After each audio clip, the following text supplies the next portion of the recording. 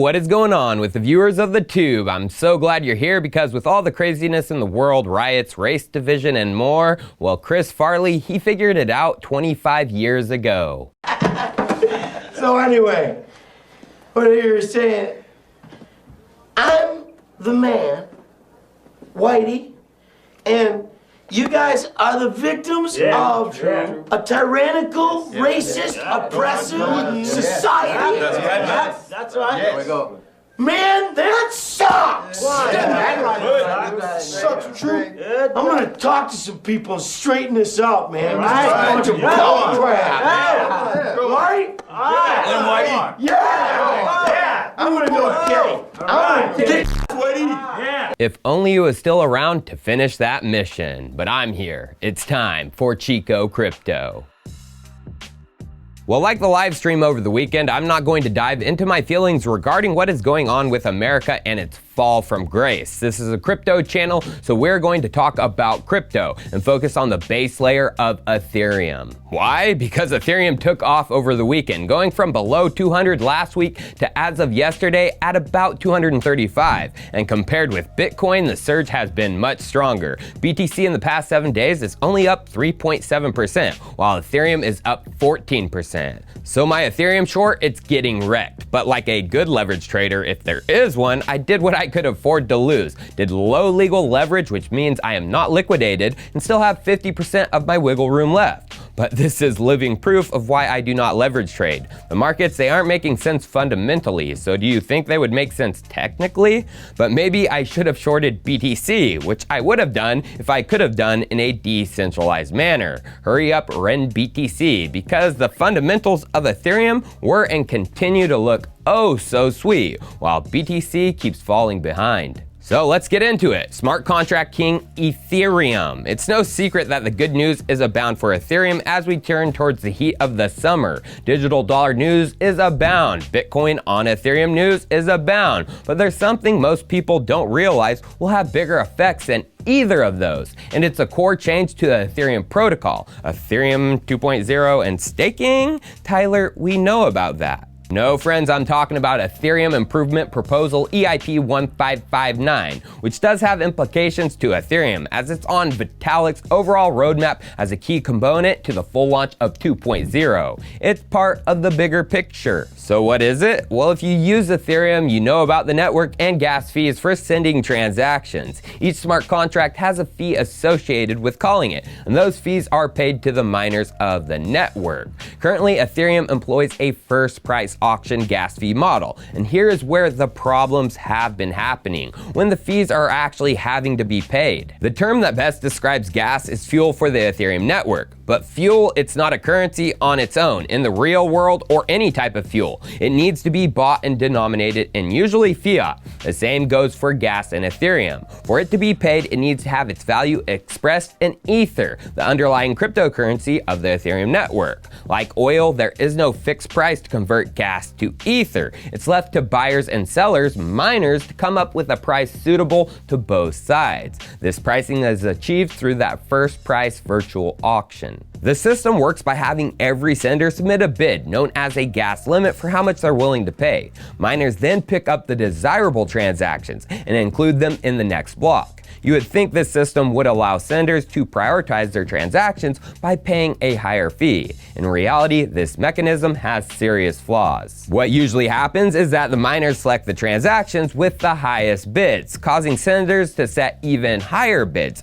on other transactions they make. There is also the problem of transparency. There is no way for someone to know what bids came with other pending transactions, which also results in overpaying. And data has proved people are overpaying. Eric Connor dove into this in a Medium post, fixing the Ethereum fee market. And from a random string of blocks he analyzed, he found that senders were on average grossly overpaying, sometimes over 5x of what they should have. Who likes overpaying? Who likes a system where the miners can manipulate the network to force the users to pay higher fees, increasing their profitability? And this is what EIP 1559 was made to do, level the fee market for both the network validators in proof of stake or miners in proof of work, and the users of the network. So how does it do it? Well, you know your boy Chico has been based for a while, but Ethereum is about to get a taste of that ace of base. I saw the sign. How is Ethereum getting base? Through the base fee structure of this EIP.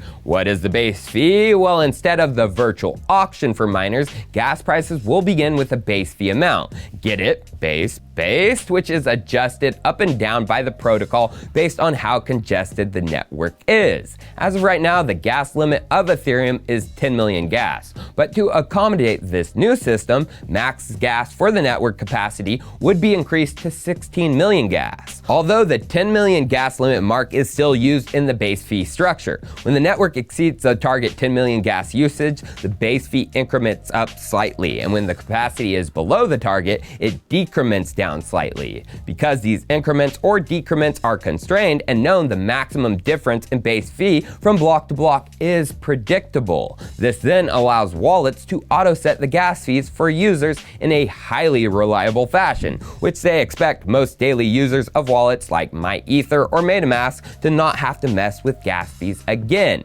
even in times of high network congestion. Simplicity, it's great, but what about adding scarcity and value right back to Ethereum holders? Well, that base fee, it is burned, baby, burned. Yeah, that ether, that gets used, it gets destroyed and thrown into the abyss forever. Forever. Miners or network validators in proof of stake don't get this fee, which is important because it prevents miners from manipulating the base fee in order to extract more fees from the users as a group, which they do on some level today. So it's great, the benefits for users as complexity is taken out, fees are brought back into equilibrium, and the Ethereum supply gets reduced as tokens are burned. But how will this benefit the miners and eventually proof of stake validators down the road? I mean, if you look at Bitcoin and since a halving, those miners are relying more and more on the fees. Over 30-day averages, Bitcoin transaction fees have reached over 1 million per day, and miner revenue from mining plummeting to 12 million per day based on 30-day averages, or fees making up 8.3% of the miners' revenue. So you gotta have happy network validators, aka miners, in Ethereum's proof of work. How are they going to be kept happy without those fees? Well, we gotta start tipping them. Miners get tipped by the wallet and dApp users for including their transactions in a block. Like mentioned, post-implementation of this EIP, the base fee will be estimated by their wallet, but in the background, they will also include a small tip, like 0.5 GUI, which is nothing. All that is done by the wallet or dApp automatically, but if you don't want to do that, you have the option to do a manual transaction,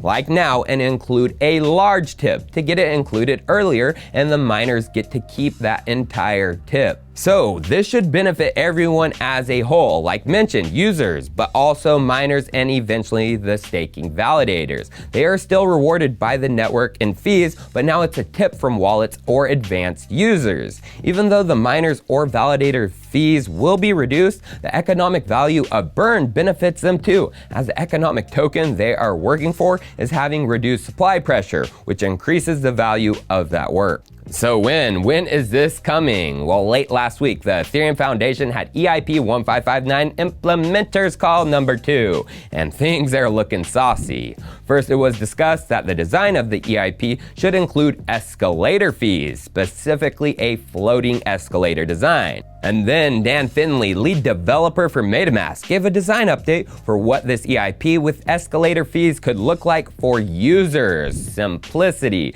but also the option for advanced transactions for those who need it. Well, viewers, like West Canaan, Texas coach Bud Kilmer, the fundamental basics is what we should stick to. You listen hard. Stick to the basics. Stick to the basics. Stick to the basics. Why did I stray away and try the frickin' Oopty Oop? Oopty oop. Give me a break. Oopty fucking oop. Give me a break. Cheers, viewers. I'll see you next time.